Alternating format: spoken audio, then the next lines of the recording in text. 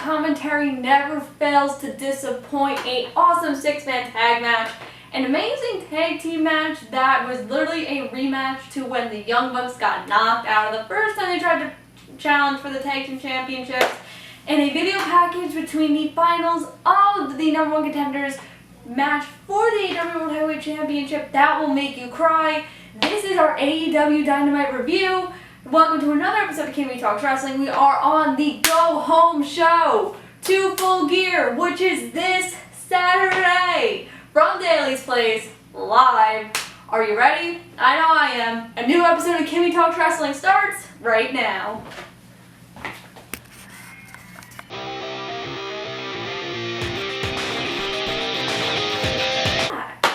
So like I said, it is the Go Home Show before the big pay-per-view Saturday. The commentators are doing such a great job putting this over, as this will be the pay-per-view of the year. Hopefully this makes up for the last pay-per-view they had when, well, some medical drama, and continuing the match when someone had a concussion really didn't go over as well and caused a lot of Twitter backlash. But we're not here to talk about that. We're here to talk about tonight. Tonight was great. So obviously we start out with the Inner Circle. Chris Jericho, MJF, and Ortiz, they have an interview with Dasha Fuentes, and Jericho shouts out Hager. You know, if you looked at last week, he's now 3-0 in MMA. He won his match. Amazing. You know, and MJF interrupts and goes, you know, I felt like we have some tension, you know, going back to last week, and like, I don't want tension. And Jericho's like, you know, there's some people in here that don't want you in the Inner Circle, and they don't think that you belong here, but I want to give you that chance. But I look at me, and I look at Ortiz, and I look at Sammy, and I look at Hager, and I look at Santana, and we are all willing to do things, to do anything to win. You know? I don't see that in you. You're soft. And MJ's like, soft? I'm not soft. And Jericho's like, yeah, I'm calling you soft. And they're like bickering or whatever. And MJF goes, well, if you want to see it, watch my match. So Jericho goes on commentary, and this leads to MJF and Wardlow versus Sammy Guevara and Ortiz. And this was a really good match. This was the first time that Sammy and Ortiz had tagged together. You know, they're the two people that really don't want him in the Inner Circle. They think he's going to turn on him. There's going to be bad things, and the Inner Circle is going to start to lose and go on this terrible streak. They don't want MJF to be within that and ruin what is the greatness of the Inner Circle. And I agree. This tag match was really good. I thought Jericho on commentary was also really funny because he was selling the fact of like, oh look, a poke to the eye.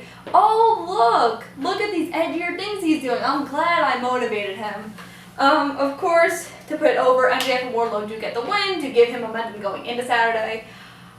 I'm excited for this match. I really don't know which way they're going to go. I could totally see him join the Inner Circle. I could totally see him going to the program with Wardlow as well. You know, they've been bickering as of late. And it's also really funny because Jericho did mention on commentary, if MJF goes into the Inner Circle, Wardlow is also going to the Inner Circle. That's, I don't know. But like I said, this match was really good. Jericho did amazing on commentary, and then, you know, after the match is over, well, in the middle of the match, Matt Hardy had a mask on, and he attacked Sammy Guevara to, you know, their match on Saturday. And after the match, MJF attacked Jericho, and he's just like, he's smiling. He's like, I like this. I kind of like on BTE, like every time Flip Gordon like attacked the Young Bucks or someone, he'd be like, do it again. I like this. So I'm excited for this edgier side. Like I said, I don't know which way they're going to go. You could really go either way when coming to this match, but I'm excited. This is one of the matches I'm looking forward to. This leads into a Kenny Omega interview. So this interview, he talks about how he temporarily relocated to Jacksonville. He's really focused on the tournament, you know, and compared to Adam, you know, Kenny's matches got changed because of an injury. And he could have easily went to Tony Khan and asked for the bye, but he wanted to compete. He wanted to show that he is worth it. In every tournament he's ever been in, he has never been defeated. He has won every single major wrestling tournament he's been in, so it's so hard to bet against him. And he talks about how, looking at the brackets, yeah, it might have looked really easy to say, oh, the finals is going to be Adam and Kenny, which is what I said on the show, but, you know, did you really think it was going to be us? Like, it could have been Wardlow. It could have been anybody else. But he's excited, and he's not scared of Adam, and he's ready to beat him. And this was good. This is another one where I really, like, when I go into my prediction on Friday, I don't know who I'm going to pick. I see it going both ways, especially when we go into the Adam Page interview, too. Is it finally Kenny's time? Is Adam going to get the retribution from last year? But this was a really good interview. Kenny's really good. Like, especially this interview stuff, he did really, really good. Next is Myro versus Trent. And so before the match starts, Myro says that Trent is stupid. And then during the match, Chuck Taylor and Kip Sabian, they're brawling. And then Orange Cassidy and Penelope are bickering. And then the Dark Order comes and attacks Orange Cassidy because Orange Cassidy's versing John Silver on Saturday. And I'm excited because that match was moved to the main card and not the buy-in. Woo! Myro wins here, and then Myro keeps on the submission to Chuck, and then Myro's like, you know, this is because, like, he's trying to involve Trent's mom to make this serious, but I don't know what Sue has done to Myro. This is where I get a little confused. Like, what did he do? Like, what did she do to you? She did nothing. And Orange Cassidy comes out and saves the day and, like, stops the brawls or whatever and, like, protects Chuck and Trent. I'm excited to see where this goes. I know, like, I feel like we dropped the whole story wedding line too, because wasn't the whole point, like, Myro's the best man? Like, are we gonna forget about that? Isn't Myro supposed to turn on Kip and be face? Like, what? And also, the line of the night from Jericho was literally, he was like, is Myro wearing Gucci? Myro shouldn't be wearing Gucci. He looks stupid. I hate his shorts. It was so funny. And the other line, when I get to talking about Taz, Taz's like, you know what I did today? And Jericho's like, you put on an orange hat. And Jericho, love him on commentary. So freaking good. But, I mean, I understand the feud, but I don't get why we have to enter Sue and everything. I think that's where I'm confused, and I'm looking to see where they're going to do that next week. Maybe even something Saturday? I don't know. Adam Page interview, he feels good, he feels prepared, you know, he knew it was going to be him and Kenny in the finals. With him being his former tag team partner, he knows how to reverse all his moves, he knows everything he's doing, and he's ready, he feels confident. And JR's like, no you're not, you're nervous. You know, you're sitting there and you're drinking your bourbon and you're nervous. And he goes, yeah, but don't we all feel nervous when we walk through that tunnel and we get ready for our match? It's just another day in the office. And he talks about how, you know, the last time he had a title match was at the inaugural pay-per-view. It was at All Out. Against Jericho.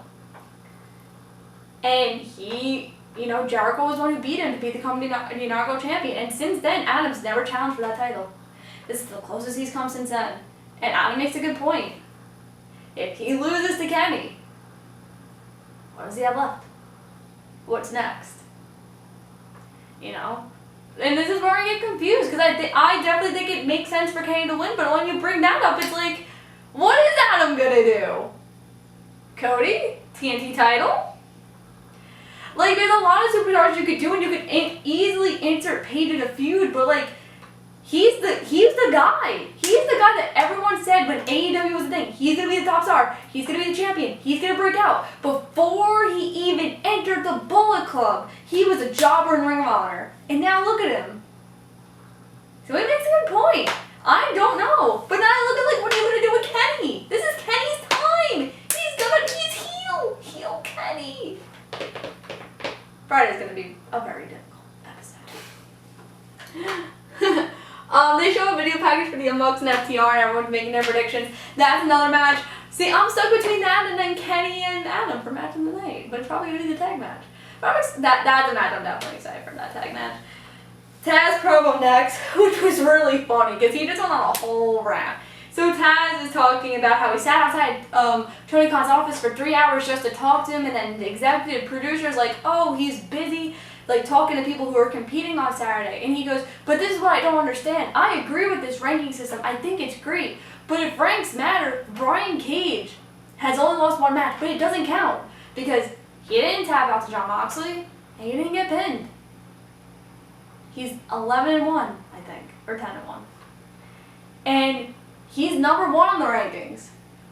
And Ricky Starks, who's won 10 out of his 11 matches, and he's not even in the top 5. How does that make sense?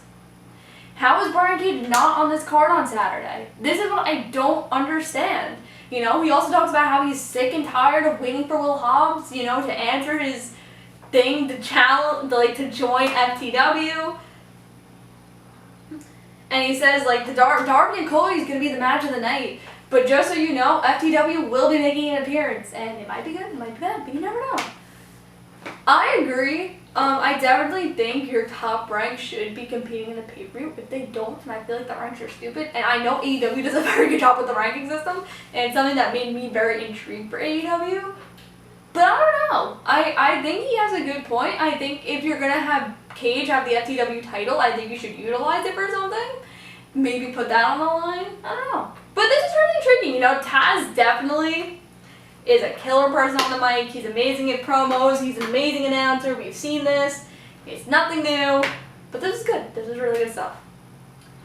Young Bucks versus Private Party. Like I said in the intro, this is a rematch back from, I believe it was the first or second time when they did that tag title tournament, and then Private Party knocked them out in the first round. This was my match of the night tonight. It was so good, so back and forth. Remind you just of that match. And you know, you had your shenanigans. You know, Sammy Guevara attacked Matt Hardy before the start of the match. FTR attacked the Young Bucks at the end, and you know, they tried to go after Matt's other leg. But then Kenny and Adam come out.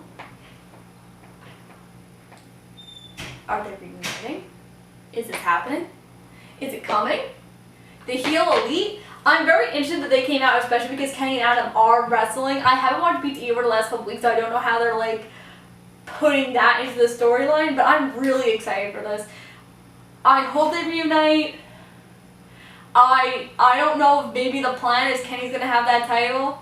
The Young Bucks are gonna have the tag titles. That could be a plan, turn them heel. There's a lot of good stuff you can do with this, and I'm really hoping they capitalize. But this match was really good. The commentators did an amazing job selling the fact that like Matt shouldn't be wrestling on a hurt foot. Like, you know, this FTR match is something we've been waiting for years, and like you're gonna risk it by wrestling on your injured foot. But like I said, match of the night, phenomenal, 10 out of 10, beautiful. The next segment was also really good. So it's the Jon Moxley and Eddie Kingston face-off. So Eddie is going to ruin John, and the only thing that matters is his championship and not his personal life. He's going to take that title home to his mom. He's like, you know, this is the reason you don't have a grandchild. This is the reason you don't have a daughter-in-law, is because this title was the only thing that ever meant something to me. It's been something I've been fighting for 18 years, and I finally got it. All the hard work, all the sacrifice I made has finally paid off. And he's ready for John. He's ready to beat him. And John's like, you know what? I realized the longer I am in this business, the longer I am in this business, the longer I realize that loyalty's a bitch. And I fought for you, and I was so excited that you finally got your opportunity, and you signed AEW. And he's like, I don't care, I don't care, I don't care. And John's like, but you know what? I care. And I care about your mom too, because I was the one champion. This was such an intense promo. You knew it was real. It was so good. These are two of the best talkers in the wrestling business right now. This was good. WWE, take it. Like, just the emotion, because you feel like Eddie's the heel, but you feel bad for him in this situation, and that's what you need. Oh my god, it was so good. So good. And then, to follow that, Pac! Oh. And then I felt bad because my dad called me in the middle of this, and I was like, oh my god, this is the one segment I really wanted to see, and now you have to call me back. So basically, you know, he's lost and alone in London. He's trapped. He can't travel to the U.S. He's stuck there because of COVID. And he hears everything, and he's isolated, and he cannot wait to come back, and he's ready to come back. I am so excited. Put him back with Adam, Matt Hardy, Kenny Omega, him and the Dark Order, him and Jericho. Put him somewhere. This man deserves a shot. Use him. He's good. WWE underutilized him. Do not do the same thing AEW. But this was really good. The video was also really cool because it was like a bunch of like different images. And he's like sitting on his couch with like his suit and whatever. And then there's like multiple packs of him and his gear. It was so good. I was like, oh my god. Freaking amazing.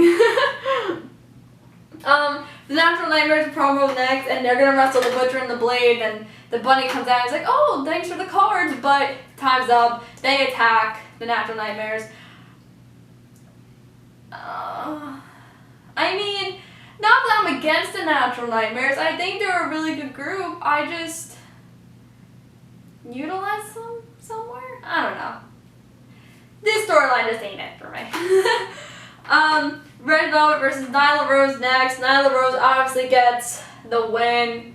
It's a jobber match. Vicky cuts a promo saying, how could Red Velvet lose and you even had Brandy? She takes shots at Brandy. Brandy walks away. She goes to Shida and she goes, talk to Tony Khan. This is what's going to happen on Saturday. Nyla's going to break your bones and Nyla's going to become champion again. Shida and Nyla then have a brawl. They go after Vicky too, and I was like, bro, that's an elderly woman you're going after. I feel bad because, Shida's a good wrestler. She is. And so is Nyla, but I feel like the women's division won't be complete unless Britt has the title. And I don't know what they're waiting for.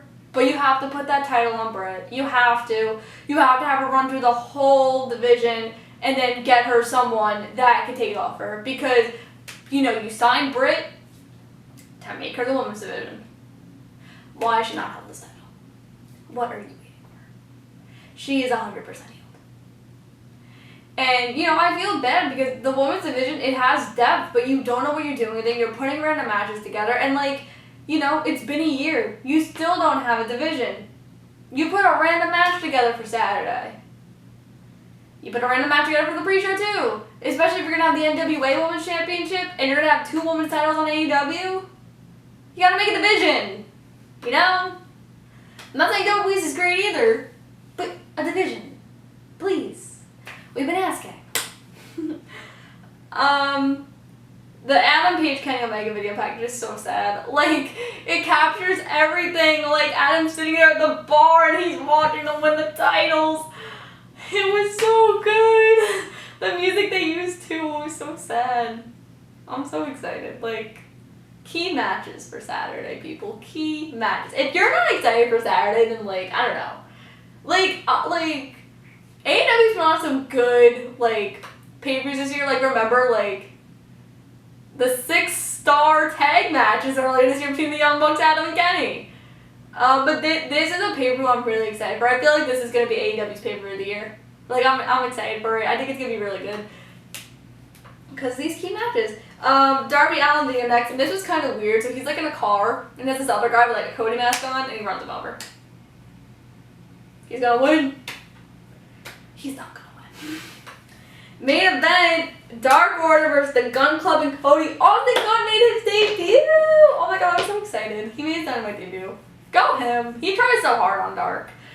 And, it's his moment. His dad was there. So, at the end of the match, John Silver tries to attack them from behind with a chair, and then Cassidy comes out because, they're wrestling. And then the Dark Order leaves. And Cody cuts a promo, and this promo was so good. If I talk about good talkers in AEW, Cody, oh my god. He always goes up with the best stuff when talking about WWE too. Because I remember when he says it was the first show when COVID was going on, he was AEW is Ellis Island for wrestling, and I'm yes. So in this promo, he goes, you say that TNT doesn't want you at the face, but they do. They want you here, and I was the one who slowly recruited you, and the VPs didn't want you. I had to prove to them, and I had to wrestle you myself to put you over, and they want you in that position. And you have to realize that. And, the problem is, you're wrestling me, and I was the one who left the Empire and won the war. And you want to be the ace, and you want to hold this title, but here's the problem, buddy. You're not the ace, and I am. So, I go back and forth with this. It's not one of the matches I'm really looking forward to on the card, because I feel we've seen this. If Pac wasn't in London, I would say do Pac. But even, there's so many other wrestlers you could have used. I felt the Orange Cassidy match from last week, you could have definitely saved that for Saturday. I just felt Cody needs more contenders and more people. You can't just keep having Darby, I don't know. It was a good promo, but it's not a match I'm excited for. It's not. I would have definitely ended with like the Young Bucks and Power Party and do that thing with Kenny and Adam, but I don't rate AEW. So that is your AEW review for Dynamite. So, like I said, Friday we're doing our predictions. Saturday it will be the SmackDown review. Sunday will be Full Gear review. And then sometime next week there is hopefully going to be a surprise. And I'm really excited for it. I just have to hope everything works out. I'm working really hard on this. It's part of my final project for one of my classes, and I'm doing something really big. But yeah, so make sure you like this video, comment your review of AEW Dynamite. Did you like it? Did you not like it? Make sure to click that bell for notifications, subscribe. Thank you for tuning in for another episode of Kim Talk Wrestling, and I will see you Friday for our predictions. Bye, guys.